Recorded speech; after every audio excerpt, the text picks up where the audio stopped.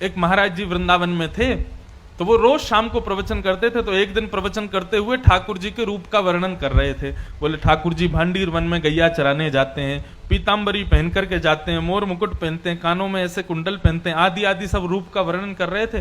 तो उनके सारे शिष्य बैठ करके सुन रहे थे। उन शिष्यों में सबसे पीछे बैठा था उनकी गौशाला में गायों की सेवा करने वाला ग्वारिया। और वो ग्वारिया इतना सीधा था, इतना भोला था कि सब लोग उसको प्यार से भोंदू बुलाते थे। क्या बुलाते थे? भोंदू किसको कहते हैं? जो बहुत भोला होता है उसको भोंदू कहा जाता है।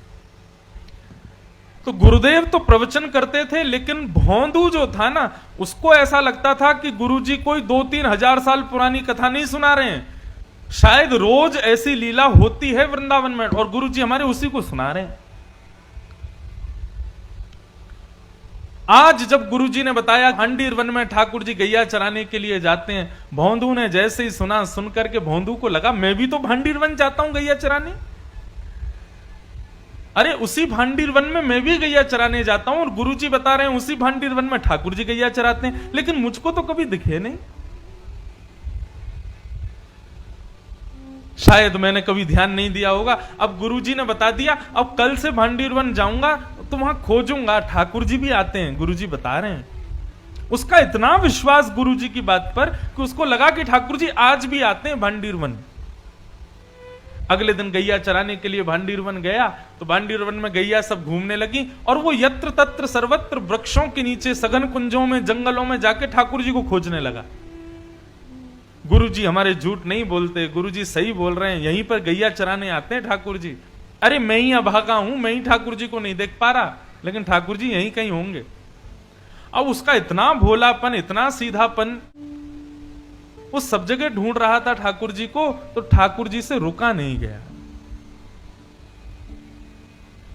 अकेले जान भोंदू को अपनी गायों के समूह को लेकर के, तभी भोंदू देखता है कि सामने से विशाल गायों का समूह आ रहा है और उस गाय के समूह के मध्य में श्याम वर्ण के पीतांबरी पहने हुए ठाकुर जी उसकी ओर आ रहे हैं।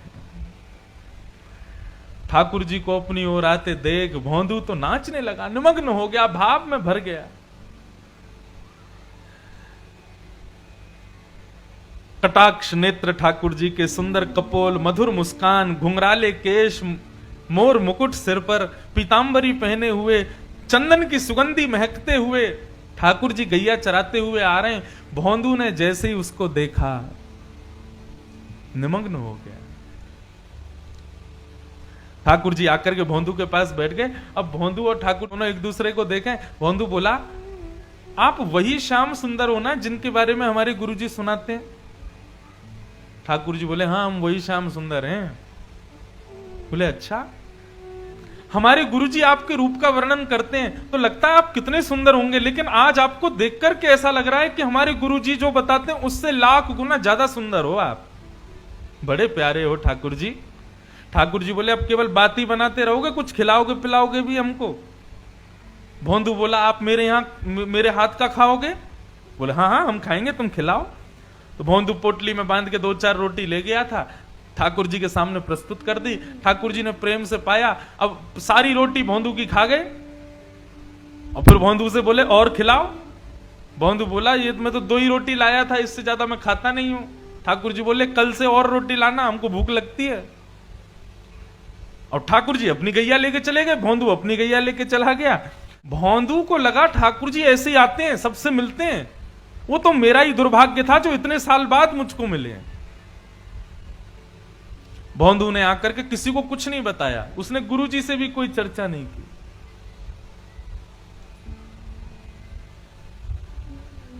दूसरे दिन जैसे ही भोंदू जाने लगा, ज्यादा रोटियां ले गया, ज्यादा सब्जियां ले गया। तो रसोई घर के जो महाराज जी थे उन्होंने जाकर के गुरुजी को बताया। बोले, गुरुजी आज तो भोंदू इतना सारा भोजन लेकर के जा रहा है। गुरुजी आए, आकर के बोले, भोंदू तुम तो इतना नहीं खाते, किसके लिए लेके जा रहे हो? तो भोंदू ने सहज भाव से कहा, बोले, गुरुजी मैंने आपको बताया नहीं, लेकिन मैं जहां गैया चराने जाता हूं ना भांडीर वन में, वहां ठाकुर जी भी आते हैं अपनी गैयाओं के साथ। कल आए थे मेरे से रोटी मांग रहे थे तो मैंने 2 रोटी खिला दी, तो ठाकुर जी को कम लगी, इसलिए मैं ज्यादा लेके जा रहा हूं। तो ये ज्यादा पुरानी नहीं, 60-70 वर्ष पुरानी बात है। गुरुजी बोले, भोंदू कौन आता है भांडीर वन में? बोले ठाकुर जी आते हैं। बोले कौन से ठाकुर जी? बोले वही ठाकुर जी जिनकी आप कथा सुनाते हो। गुरुजी बोले सच में ठाकुर जी आते हैं? बोले हाँ। अच्छा बता तो सही कैसे दिखते हैं वो? ऐसे कोई बालक मुकुट उकुट पहन के आ गया होगा, तुझको पागल बना रहा होगा?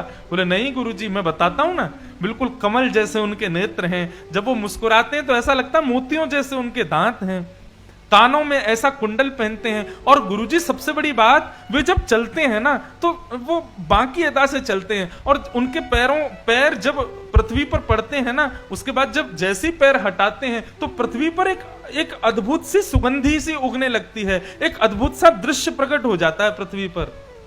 पीली पीतांबरी पहनते हैं, चंदन की सुगंधी आती है, गुरुजी बहुत सुंदर लगते हैं ठाकुर जी। बंधुओं, जो सीधे लोग होते हैं ना वो झूठ नहीं बोलते, चतुर लोग झूठ बोलते हैं। गुरुजी ने मन में विचार किया, कोई और मुझसे कहता तो मैं मानता नहीं, लेकिन भोंदू इतना सीधा है, ये झूठ नहीं बोल सकता।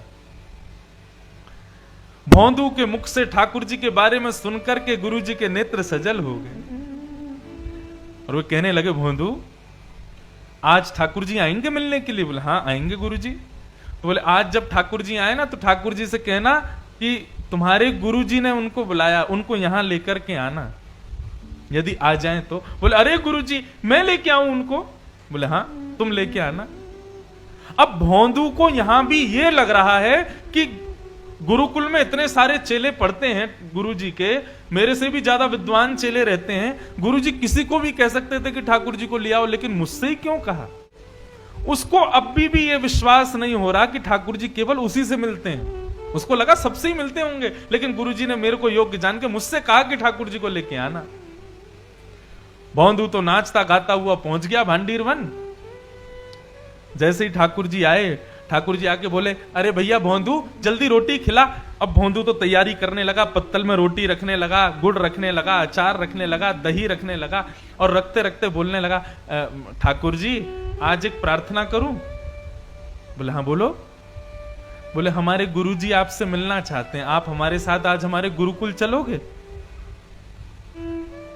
ठाकुर जी बोले, देख हम तेरे सखा हैं, तेरे मित्र हैं, तेरे गुरुजी से हमको कोई मतलब नहीं है, तुझसे मिलेंगे, तेरे संग बैठेंगे, तेरे संग खाएंगे, तेरे संग रहेंगे, लेकिन गुरुजी से नहीं मिलेंगे हम। चरण पकड़ लिए भोंदू ने, बोले वो मेरे गुरुजी हैं, मैं तो आपको जानता ही नहीं था, मैं तो इतने वर्षों से यहां गैया चराने आ रहा हूं, लेकिन मैंने कभी आपको देखा ही नहीं। गुरुजी ने बताया कि भांडीर वन आप आते हो गैया चराने, तभी तो मैंने आपको देखा। जिन गुरुजी ने आपसे मिलवाया, जिन गुरुजी ने आपके बारे में बताया, जिन गुरुजी ने मुझे आपके योग्य बनाया, वो गुरुजी आपको बुला रहे हैं, आप मना मत करो ना, चलो ना मेरे साथ। ठाकुर जी बोले, देख भोंदू तू जो कहेगा सब करेंगे, लेकिन ये तेरे अलावा हम किसी से नहीं मिलेंगे, और चाहे तेरे गुरुजी हो चाहे गुरुजी के भी पिताजी हो, हम तुझसे ही मिलेंगे बस। ठाकुर जी रोटी खा रहे थे बढ़िया गुड़ के साथ में, तो भोंदू ने हाथ से रोटी छिना ली, बोले तो ये भी मत खाओ, ये भी गुरुजी की है। और पत्तल भी उठा ली, बोले ये भी छोड़ो, ये भी गुरुजी के यहाँ की बनी है, ये भी क्यों खा रहे हो?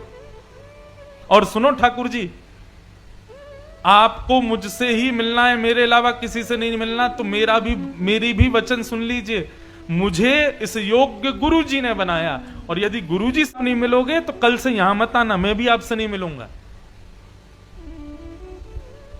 ठाकुर जी बोले, तू अभी जानता नहीं है, बड़े बड़े लोग त्रिलोकीनाथ के दर्शन के लिए हिमालय पर जाके तपस्या करते हैं, तब जाके मेरा दर्शन मिलता है, और हम तेरे सामने इतनी सहजता से बैठे, तू कह रहा कल से मिलेगा नहीं? भोंदू बोला, मैंने तपस्या नहीं की, मैंने अपने गुरु की सेवा की, तो इसका मतलब यह सिद्ध हो गया कि लोग 1000 वर्ष तपस्या करके आपका दर्शन करते हैं, लेकिन मेरे गुरुजी के चरणों में 1000 वर्षों के समान तपस्या का फल है, मैं उनको प्रणाम करता हूं और उससे मुझे आपके दर्शन हो जाते हैं। ऐसे गुरु को क्यों नहीं मिलोगे आप? ठाकुर जी बोले, गुरुजी से नहीं मिलेंगे। तो फिर भोंदू बोला, ठीक है, तो आज से मेरी आपकी कट्टी, कल से मत आना यहां पे, मेरे गुरुजी के नहीं तो फिर मेरे भी नहीं आप। और भोंदू ने अपना सारी सामग्री उठाई, सारी गैयाओं को इकट्ठा किया और जाने लगा वहां से, भगवान को छोड़ जाने लगा। भगवान बोले अरे भोंदू रुक तो जा। बोले अब तो मैं तभी रुकूंगा जब आप मुझे वचन दोगे कि मेरे गुरुजी से मिलोगे। अगर आप ये वचन नहीं दोगे तो मैं नहीं मिलूंगा, मैं नहीं रुकूंगा। भोंदू जाने लगा, थोड़ी दूर गया, थोड़ी और दूर गया। अब मानो जैसे कि हमारे श्याम सुंदर के त्रिलोक की नाथ की त्रिलोक की संपदा छूट रही हो। दौड़े भोंदू के पीछे और पीछे जाकर के भोंदू के कमर पर चढ़ गए ऊपर और बोले तू जहां जाएगा सब जगह जाएंगे, लेकिन तू छोड़ करके मत जा, ले चल अपने गुरुजी के पास में। और आज आश्रम में बैठे गुरुजी राह तक रहे थे कि भोंदू आ रहा होगा गैया लेकर के। तभी क्या देखते हैं, असंख्य गायों का झुंड आ रहा है और उन असंख्य गायों के झुंड के बीच में भोंदू अपने कमर पर ठाकुर जी को उठा करके ला रहा है।